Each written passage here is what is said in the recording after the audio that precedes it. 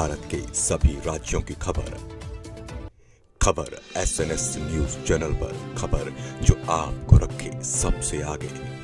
नमस्कार, मैं विशाल Patel, SNS TV में एक बार फिर से आपका स्वागत है।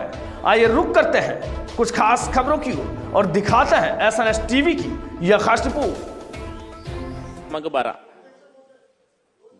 अध्यक्ष महोदय, वितरित केल्याप्रमाणे अध्यक्ष महोदय, माझ्या मतदारसंघात भंडारा तालुक्यामध्ये तहसीलदारांनी जे काही केलंय वारंवार आम्ही शासनाला कळवलं अध्यक्ष महोदय, आणि शासनाने त्यांना सस्पेंड सुद्धा निलंबन सुद्धा केलं अध्यक्ष महोदय। मंत्री महोदयांनी उत्तर एकदम व्यवस्थित दिलं अध्यक्ष महोदय।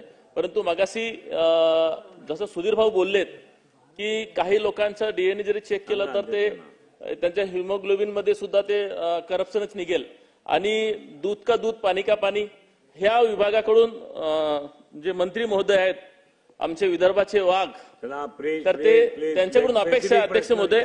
माझे स्पेसिफिक प्रश्न आहेत अध्यक्ष महोदय, स्पेसिफिक प्रश्न माझे 3 आहेत अध्यक्ष महोदय, की ह्या तहसीलदारांना जे काही स्टे मिळालेला आहे त्या स्टेवरती शासन त्याला वरिष्ठ न्यायालयाला अपील करणार का? कारण ज्यावेळेस या कोर्टात केस होती त्यावेळेस आपले वकीलच नव्हते मंत्री महोदय तिथे उभे, त्याच्यामुळे त्यांनी कोर्टाने एकतर्फी दिलेला आहे। आणि दुसरं माझा प्रश्न आहे अध्यक्ष महोदय, की ज्या ठिकाणी त्यांनी भ्रष्टाचार केलं त्याच ठिकाणी त्याची पोस्टिंग आहे, तर ते पोस्टिंग जोपर्यंत तिथून आपण हलवणार नाही तोपर्यंत तिथं न्याय मिळणार नाही। तिसरा माझा प्रश्न आहे अध्यक्ष महोदय, याची विभागीय चौकशीच्या सोबत अँटी करप्शनची चौकशी आपण लावणार काय? एवढे माझे 3 प्रश्न आहेत अध्यक्ष महोदय, मंत्री महोदयांनी उत्तर द्यावं।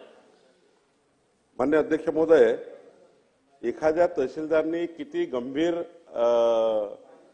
भ्रष्टाचार करायचे किंवा भ्रष्टाचाराच्या लिमिट पार करायच्या, या सर्व लिमिट पार झाल्या।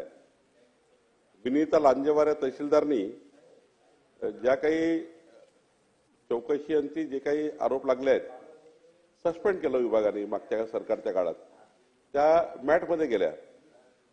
तर याच्यामध्ये आता आपल्यासमोर एवढाच प्रश्न आहे, आता चौकशी आपल्या हातात आहे, तर विनीता लांजेवार यांना आता तर तिथून काढण्याचा एक विषय आहे, तो आता आजच्या आज आम्ही काढणार आहोत, त्यांना तिथून बदली करणार आहोत। बदलीला काही स्टे नाही आहे, सस्पेंड केला होता स्टे होता एक, आम्ही ते आज त्यांना तिथून काढू। दुसरं, इथे जे दोषारोप आहेत गंभीर आहेत, तो नियम 8 नुसार विभागीय चौकशी सुरू झाली नाही अजून।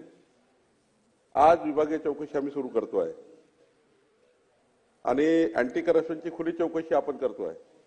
आजपासून अँटी करप्शनच्या खुल्या चौकशीची मान्यता मी माननीय मुख्यमंत्र्यांकडून घेतो, आणि जे त्यांनी मॅटमधून स्टे आणलाय तो स्टे उठवण्याकरता उत्कृष्ट वकील लावून हा स्टे सुद्धा उठवण्याची कारवाई आपण करू। चला, लक्षवेधी क्रमांक 13